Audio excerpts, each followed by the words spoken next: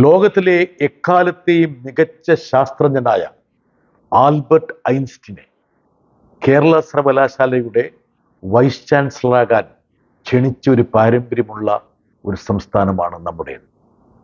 അന്ന് കേരളം രൂപീകൃതമായിട്ടില്ല, 30കളിൽ. പക്ഷേ അതൊരു വലിയൊരു മാതൃകയായിരുന്നു. ഐൻസ്റ്റീൻ വന്നില്ല സ്വാഭാവികമായി.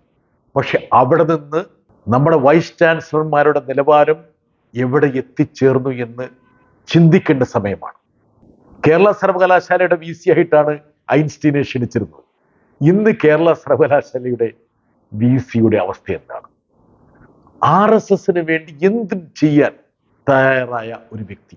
അദ്ദേഹം കഴിഞ്ഞ ദിവസം വിദ്യാർത്ഥികളോട് നിങ്ങൾക്ക് പാർട്ടിയാകണമോ സിംഹമാകണമോ, അതായത് ഈ ജന്തർ മന്ദറിലെ സമരത്തെ അവഹേളിക്കാൻ വേണ്ടി അദ്ദേഹം ചോദിച്ചു.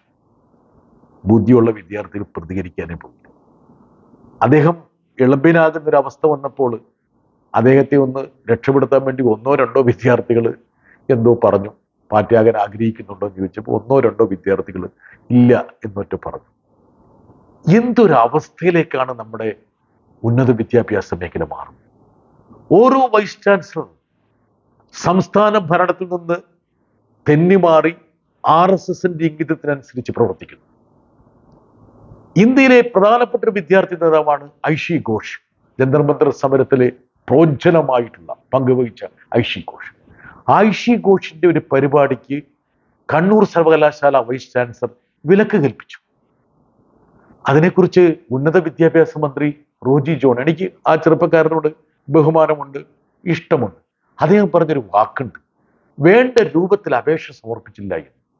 റോജി ജോൺ, നമ്മുടെ സർവകലാശാലയിൽ ഒരു വിദ്യാർത്ഥി നേതാവിന് വന്ന് സംസാരിക്കാൻ, അഭിസംബോധന ചെയ്യാൻ ഏത് രൂപത്തിലാണ് സാറേ അപേക്ഷ സമർപ്പിക്കേണ്ടത്? എനിക്കിപ്പോൾ ഓർമ്മയുണ്ട്, കഴിഞ്ഞ ലോക്സഭാ തെരഞ്ഞെടുപ്പിന്റെ വേളയിൽ കേരള സർവകലാശാലയുടെ യൂണിവേഴ്സിറ്റി ജീവനക്കാർ എന്നെ ഒരു പ്രഭാഷണത്തിന് ക്ഷണിച്ചിരുന്നു. ജനാധിപത്യത്തെക്കുറിച്ചുള്ളൊരു പ്രഭാഷണം. എനിക്ക് വിലക്ക് ഏർപ്പെടുത്തി, അങ്ങോട്ട് കയറാൻ പാടില്ലെന്ന് പറഞ്ഞു. ലോകത്തെമ്പാടും സർവകലാശാലകൾ ജനാധിപത്യത്തെക്കുറിച്ചുള്ള സംവാദങ്ങളിൽ ഏർപ്പെടുമ്പോൾ കേരള സർവകലാശാല എന്നെ പോലുള്ളൊരു ജനപ്രതിനിധിക്ക് വിലക്ക് കൽപ്പിച്ചു. ഞാൻ ആ വിലക്ക് ഭേദിച്ച് അവിടെ പോയി എന്നുള്ളത് മറ്റൊരു കാര്യം. നമ്മുടെ ഓരോ സർവകലാശാല വൈസ് ചാൻസലർമാരും എങ്ങനെയാണ് പെരുമാറുന്നത്, അവർക്ക് എവിടെ നിന്നാണ് നിർദ്ദേശം കിട്ടുന്നത്? കാലടിയിൽ ഒരു സംഭവം ഉണ്ടായി. എനിക്കവിടെ മുഖ്യധാര മാധ്യമങ്ങളുടെ പങ്കിനെക്കുറിച്ചും എനിക്ക് പറയേണ്ടതുണ്ട്. കാലടിയിലെ തിയേറ്റർ വിഭാഗ വിദ്യാർത്ഥികൾ ഈ ഒരിക്കലും അവസാനിക്കാത്ത അണഞ്ഞു പോകുന്ന ലൈറ്റുകളെ മുൻനിർത്തി ഒരു നാടകം അവിടെ ആവിഷ്കാരം ചെയ്തു.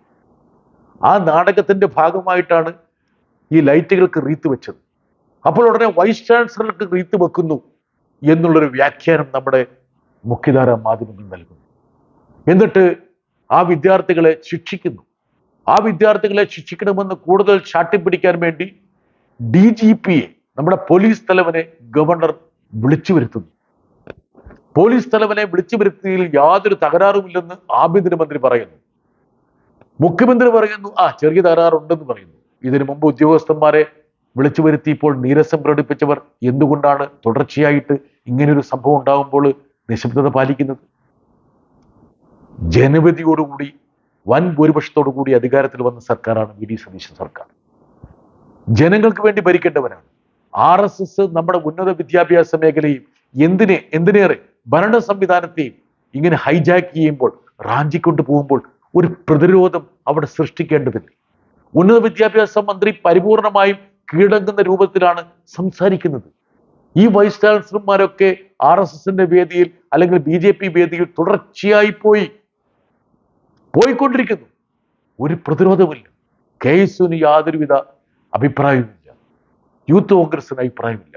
കേരള സർവകലാശാലയുടെ കാര്യങ്ങൾ നിശ്ചയിക്കാൻ വേണ്ടിയിട്ട് RSSകാരെ വിവിധ കമ്മിറ്റികളിൽ നിയോഗിക്കുന്നു. സെനറ്റിലേക്ക്, സിൻഡിക്കേറ്റിലേക്ക് ഒരു പ്രതികരണവുമില്ല. ഏത് രൂപത്തിലാണ് നമ്മുടെ വിദ്യാഭ്യാസ മേഖല റാഞ്ചപ്പെടുന്നത്? ഇതേക്കുറിച്ച് ചിന്തിക്കേണ്ട സമയമായി എന്നാണ് എനിക്ക് തോന്നുന്നത്.